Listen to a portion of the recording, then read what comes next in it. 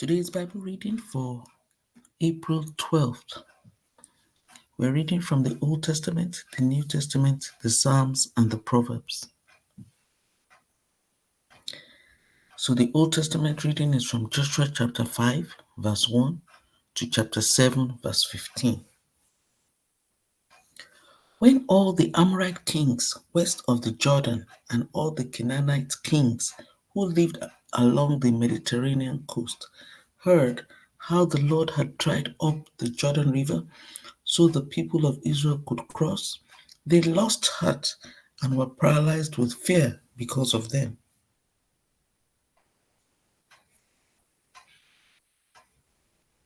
At that time, the Lord told Joshua, "Make flint knives and circumcise this second generation of Israelites."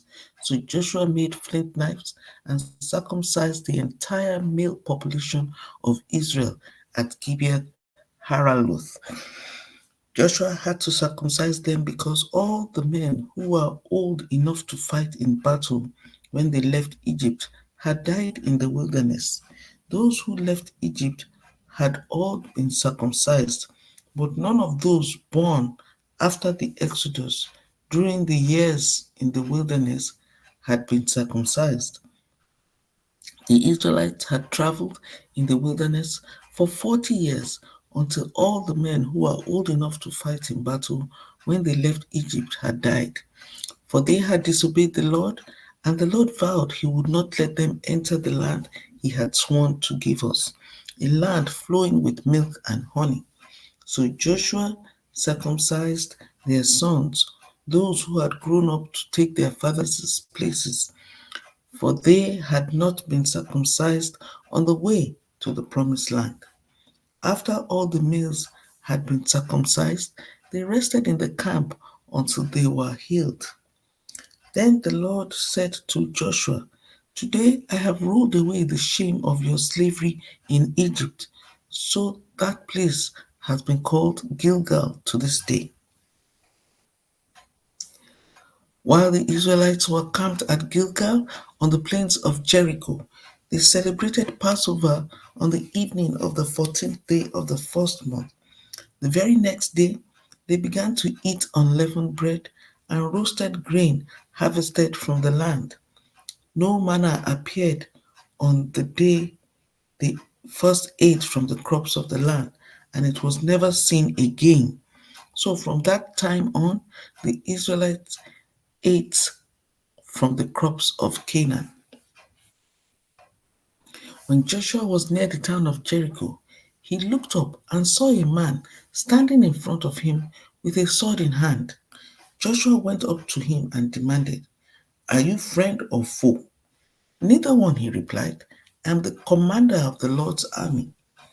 At this, Joshua fell with his face to the ground in reverence. "I am at your command," Joshua said. "What do you want your servant to do?" The commander of the Lord's army replied, "Take off your sandals, for the place where you are standing is holy." And Joshua did as he was told. Now, the gates of Jericho were tightly shut because the people were afraid of the Israelites. No one was allowed to go out or in. But the Lord said to Joshua, "I have given you Jericho, its king, and all its strong warriors. You and your fighting men should march around the town once a day for 6 days. 7 priests will walk ahead of the ark, each carrying a ram's horn. On the seventh day, you are to march around the town 7 times, with the priests blowing the horns. When you hear the priest give one long blast on the ram's horns, have all the people shout as loud as they can. Then the walls of the town will collapse, and the people can charge straight into the town." So Joshua called together the priests and said, "Take up the ark of the Lord's covenant and assign 7 priests to walk in front of it, each carrying a ram's horn." Then he gave orders to the people, march around the town, and the armed men would lead the way in front of the ark of the Lord. After Joshua spoke to the people, the seven priests with the ram's horns started marching in the presence of the Lord, blowing the horns as they marched. And the ark of the Lord's covenant followed behind them. Some of the armed men marched in front of the priests with the horns, and some behind the ark, with the priests continually blowing the horns. Do not shout, do not even talk, Joshua commanded. Not a single word from any of you until I tell you to shout, then shout.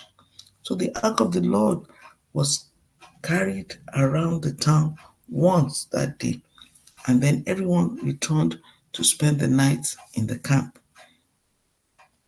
Joshua got up early the next morning, and the priest again carried the ark of the Lord. The seven priests with the ram's horns marched in front of the ark of the Lord, blowing their horns. Again, the armed men marched both in front of the priest with the horns and behind the ark of the Lord. All this time, the priests were blowing their horns. On the second day, they again marched around the town once and returned to the camp. They followed this pattern for 6 days. On the seventh day, the Israelites got up at dawn and marched around the town as they had done before. But this time, they went around the town 7 times. The seventh time around, as the priest sounded the long blast on their horns, Joshua commanded the people, "Shout, for the Lord has given you the town. Jericho and everything in it must be completely destroyed as an offering to the Lord. Only Rahab the prostitute and the others in her house will be spared, for she protected her spies. Do not take any of the things set apart for destruction, or you yourselves will be completely destroyed, and you will bring trouble on the camp of Israel. Everything made from silver, gold, bronze, or iron is sacred to the Lord and must be brought into his treasury." When the people heard the sound of the ram's horns, they shouted as loud as they could. Suddenly, the walls of Jericho collapsed, and the Israelites charged straight into the town and captured it. They completely destroyed everything in it with their swords, men and women, young and old, cattle, sheep, goats, and donkeys. Meanwhile, Joshua said to the two spies, "Keep your promise. Go to the prostitute's house and bring her out, along with all her family." The men who had been spies went in and brought out Rahab, her father, mother, brothers, and all the other relatives who were with her. They moved her whole family to a safe place near the camp of Israel. Then the Israelites burned the town and everything in it. Only the things made from silver, gold, bronze, or iron were kept for the treasure of the Lord's house. So Joshua spared Rahab the prostitute and her relatives who were with her in the house, because she had hidden the spies Joshua sent to Jericho, and she lives among the Israelites to this day. At that time, Joshua invoked this curse: "May the curse of the Lord fall on anyone who tries to rebuild the town of Jericho. At the cost of his firstborn son, and at the cost of his firstborn son, he will lay its foundation. At the cost of his youngest son, he will set up its gates." So the Lord was with Joshua, and his reputation spread throughout the land. But Israel violated the instructions about the things set apart for the Lord. A man named Achan had stolen some of these dedicated things. So the Lord was very angry with the Israelites. Achan was the son of Carmi, a descendant of Zimri, son of Zerah of the tribe of Judah. Joshua sent some of his men from Jericho to spy out the town of Ai, east of Bethel, near Bethaven. When they returned, they told Joshua, "There's no need for all of us to go up there. It won't take more than 2 or 3,000 men to attack Ai." Since there are so few of them, don't make all our people struggle to go up there. So approximately 3,000 warriors were sent, but they were soundly defeated. The men of Ai chased the Israelites from the town gate as far as the quarries, and they killed about 36 who were retreating down the slope. The Israelites were paralyzed with fear at this turn of events, and their courage melted away. Joshua and the elders of Israel tore their clothing in dismay, threw dust on their heads, and bowed face down to the ground before the ark of the Lord until evening. Then Joshua cried out,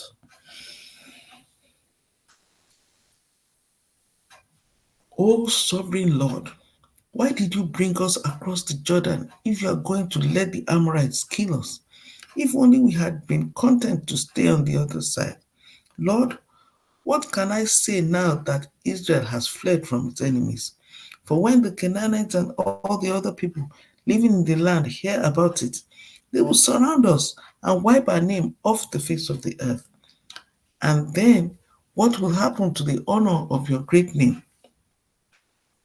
But the Lord said to Joshua, Get up. Why are you lying on your face like this? Israel has sinned and broken my covenant. They have stolen some of the things that I commanded must be set apart for me. And they have not only stolen them, but have lied about it and hidden the things among their own belongings. That is why the Israelites are running from their enemies in defeat. For now, Israel itself has been set apart for destruction. I will not remain with you any longer unless you destroy the things among you that were set apart for destruction. Get up, command the people to purify themselves in preparation for tomorrow, for this is what the Lord, the God of Israel, says. Hidden among you, O Israel, are things set apart for the Lord. You will never defeat your enemies until you remove these things from among you. In the morning, you must present yourselves by tribes, and the Lord will point out the tribe to which the guilty man belongs. That tribe must come forward with its clans, and the Lord will point out the guilty clan. That clan will then come forward, and the Lord will point out the guilty family. Finally, each member of the guilty family must come forward one by one. The one who has stolen what was set apart for destruction will himself be burned with fire, along with everything he has. For he has broken the covenant of the Lord and has done a horrible thing in Israel. So that's the reading from the Old Testament. We'll continue tomorrow by the grace of God. The reading from the New Testament, Luke chapter 15. Tax collectors and other notorious sinners often came to listen to Jesus teach. This made the Pharisees and teachers of religious law complain that he was associating with such sinful people, even eating with them. So Jesus told them this story. If a man has 100 sheep and one of them gets lost, what will he do? Won't he leave the 99 others in the wilderness and go to search for the one that is lost until he finds it? And when he has found it, he will joyfully carry it home on his shoulders. When he arrives, he will call together his friends and neighbors, saying, Rejoice with me, because I have found my lost sheep. In the same way, there is more joy in heaven over one lost sinner who repents and returns to God than over 99 others who are righteous and haven't strayed away. Or suppose a woman has 10 silver coins and loses one. Won't she light a lamp and sweep the entire house and search carefully until she finds it? And when she finds it, she will call in her friends and neighbors and say, Rejoice with me because I have found my lost coin. In the same way, there is joy in the presence of God's angels when even one sinner repents. To illustrate the point further, Jesus told them this story. A man had two sons.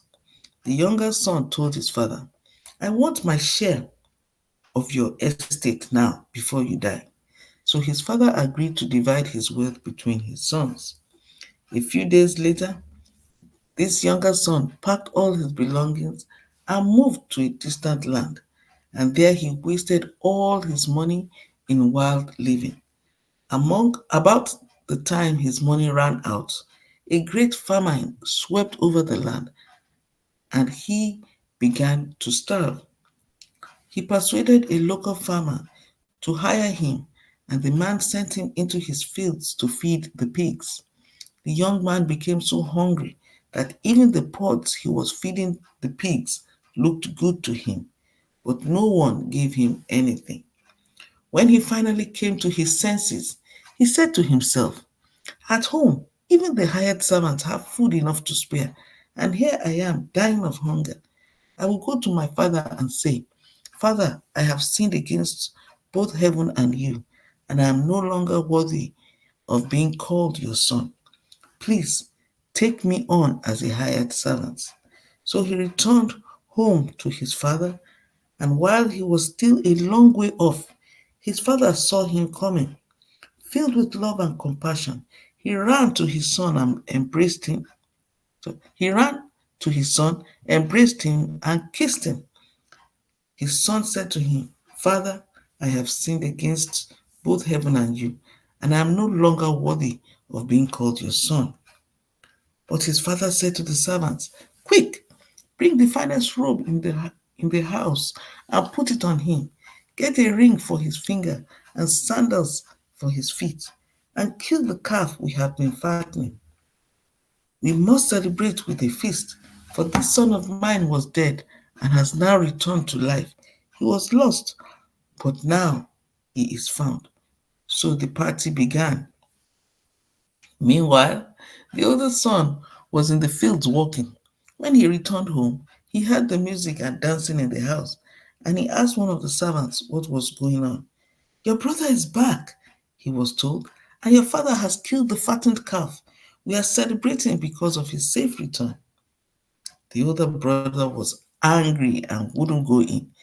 His father came out and begged him, but he replied, 'All these years I have slaved for you and never once refused to do a single thing you told me to.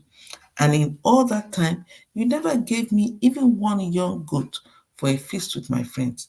Yet, when this son of yours comes back after squandering your money on prostitutes, you celebrate by killing the fattened calf.'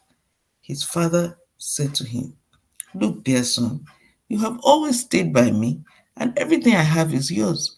We had to celebrate this happy day, for your brother was dead and has come back to life. He was lost, but now he is found.'" So that's the reading for the New Testament. The reading for the Psalms, Psalm 81. For the choir director, a psalm of Asaph to be accompanied by a stringed instrument. Sing praises to God, our strength. Sing to the God of Jacob. Sing, beat the tambourine, play the sweet lyre and the harp, blow the ram's horn at new moon, and again at full moon to call a festival. For this is required by the decrees of Israel. It is a regulation of the God of Jacob. He made it a law for Israel when he attacked Egypt to set us free. I heard an unknown voice say, "Now I will take the load from your shoulders. I will free your hands from their heavy task. You cried to me in trouble, and I saved you. I answered out of the thundercloud and tested your faith when there was no water at Meribah." Interlude. Listen to me, O my people, while I give you stern warnings. O Israel, if you would only listen to me, you must never have a foreign God. You must not bow down before a false God, for it was I, the Lord your God, who rescued you from the land of Egypt. Open your mouth wide, and I will fill it with good things.